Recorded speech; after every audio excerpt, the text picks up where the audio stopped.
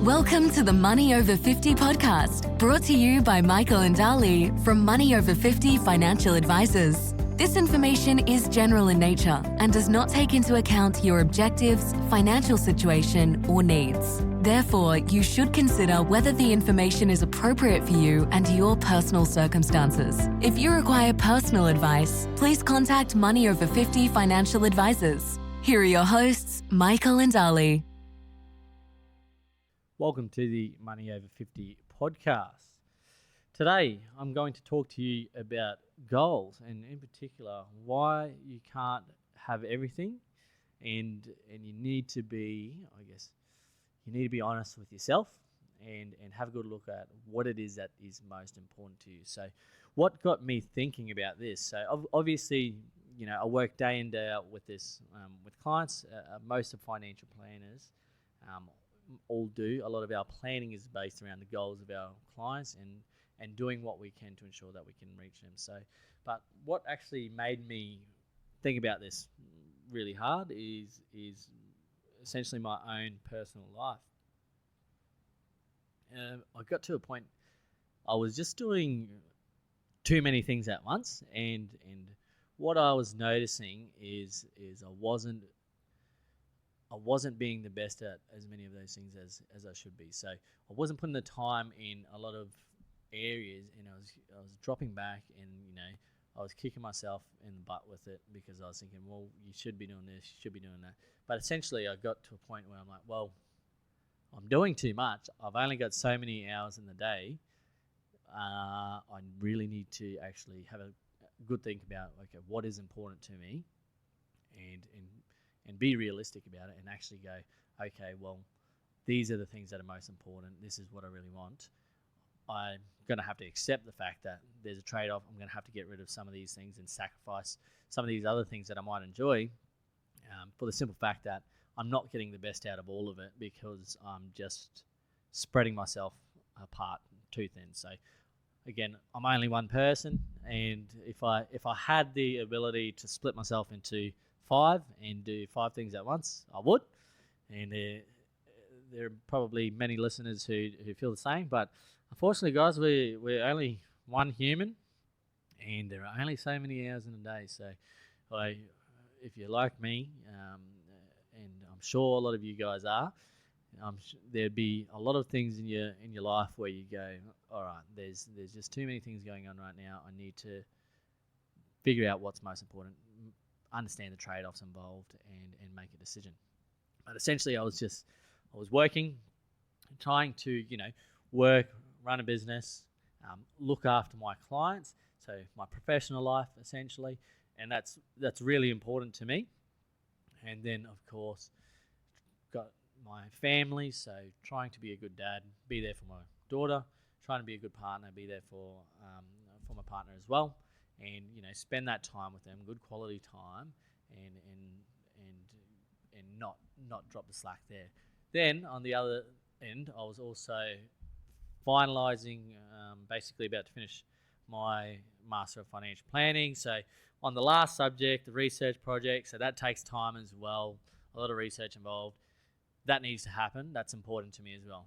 Then I also had my sport, trying to do Muay Thai and be as active as I can, and I guess win some fights. And in order to do that, you need to train particularly in fight camp, you need to be training almost 3 hours a day, spread out across all sorts of time. So I was really getting keen, really enjoying it.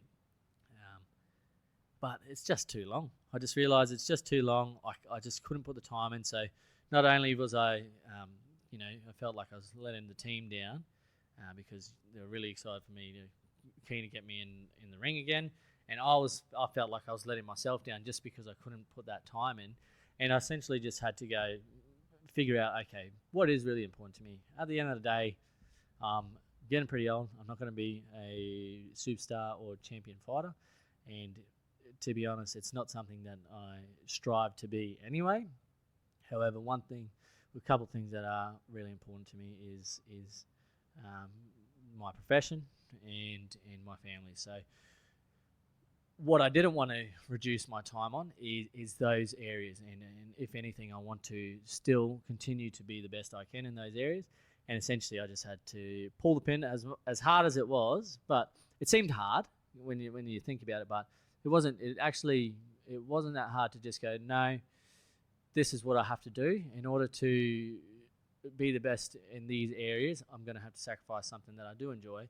But the fact is, I just can't put that time in, and I don't want to have any large impact on the rest of my life as well. So as soon as I did that, and I told the team I've got to pull the pin, it's just not right for me at this stage of my life. My life just got so much easier, and it was just so much easier, and it was a lot simpler in my mind then to know, okay, what I have to do to achieve my other goals as well, and I could actually give those 100% of my effort, rather than a smaller percentage as well.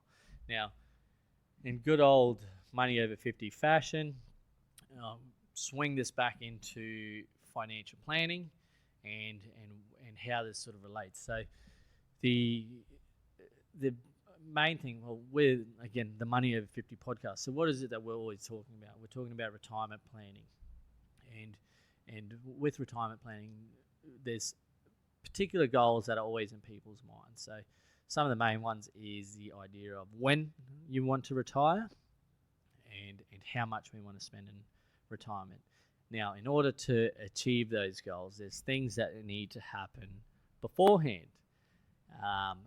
Where people can become unstuck is if those goals and the things that they want to do now, so then don't actually line up. So when people aren't willing to, I guess, make a sacrifice in the today to get that delayed gratification and achieve their goals in the near future, they can get unstuck. So I think a very important role of financial planners and for the listeners that do their own planning and preparation for retirement, you need to, I guess, really dive into the trade-offs on every sort of decision. So it's fairly easy to sort of forget that and start to go with the norm and continue to coast along and not put any plan into action. But without a steady plan and genuine, I guess, awareness of what it is that you're currently doing and how that's going to affect the future, there's basically no point. So a big one, a common one that we've all been guilty of from time to time is essentially overspending in the now and aiming for a very high goal. Now, some of these goals are actually, I'm not saying that these goals are too high or unachievable, but again, it's having these goals and then not actually realizing the steps that need to happen beforehand. So, for example, say some people would potentially want to retire in the next couple of years, spend 100 grand throughout retirement, but still have a fair way to go to reach the retirement savings balance that is suitable to meet those goals, and aren't actually and potentially spending 200 grand or whatever those figures are, but spending that in the now and not actually putting the steps in place to achieve those goals. So the issue there is, of course, for that type of situation, there's the issue of, one, you're not adjusting your lifestyle. So you're nearing retirement and you're expecting yourself to finish up work, have more spare time, and then cut your retirement income needs down in half. What people will eventually find is that is very, very hard to do. And what you want to do leading up to retirement is really adjust that lifestyle to get as close to what you expect it to be in retirement, so there's no shock or jump in that situation, and so you're not getting to a point where essentially your retirement plan derails and you're still used to that overspending and basically you put yourself in a position down the track where you potentially could run out of money sooner. The other one is, of course, you might be able to achieve those goals, but essentially you've got to do that by maybe working for a bit longer. So someone might want to retire in a certain amount in a couple of years, but for them to be in a suitable position to do that, they might have to work 4 or 5 more years, but in order to achieve those goals. But where the issue comes is if they expect to finish up work very soon and still spend that money, even though they're not in the position they need to be, and they're not willing to drop their retirement income down, or their retirement income goals down, to match what they have in retirement savings as well. So that, again, the same result sort of happens in the end, where essentially you can be in a position where you overspend, or you just haven't prepared yourself enough for that retirement, and down the track it could become an issue and potentially run out of money a lot earlier. So it is a big one, and it is something that happens with Australians a lot. And we're fortunate now that people are starting to learn more and more about retirement planning, superannuation, and all the rest of it, and get a better understanding of what that does and how it can affect your retirement. Because again, we are living far longer than we used to, and it's only going to continue to get better. So we need to just keep that in mind. And if anything taught us about anything, we also need to consider things like inflation, which we all seen the results of in the past couple of years. So we just need to be prepared for those things. So it's having a clear goal in mind and figuring that out, but then coming to an understanding of, okay, what does it take? What do I need to do in order to reach those goals? And what are the steps that I need to take? Okay, if those steps are seeming a bit too hard, or you prefer to, I guess, live a little bit more now and do a bit later, all these conversations need to be had so we can actually piece them together. You can piece them together and figure out, okay, what are the trade-offs? What are the things that I'm going to have to sacrifice? You either sacrifice something now, or you sacrifice something in the future. What is it that I need to do? What is most important to me as well? And then having these discussions and being,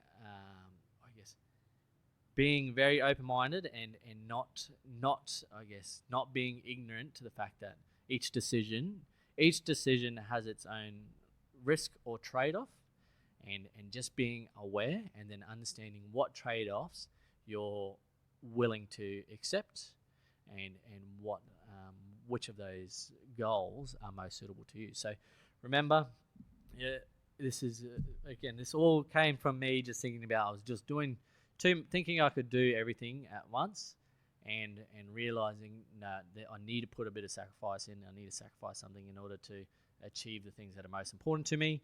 And with financial planning, it's all the exact same, and that's with any goals in your life.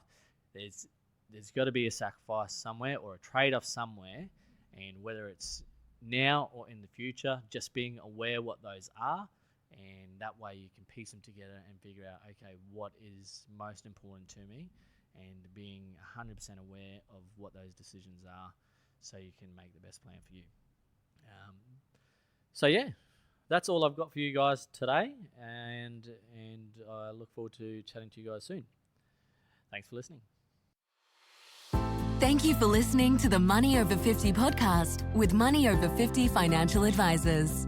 For more information and resources, visit the Money Over 50 website, mo50.com.au. We look forward to catching up again soon.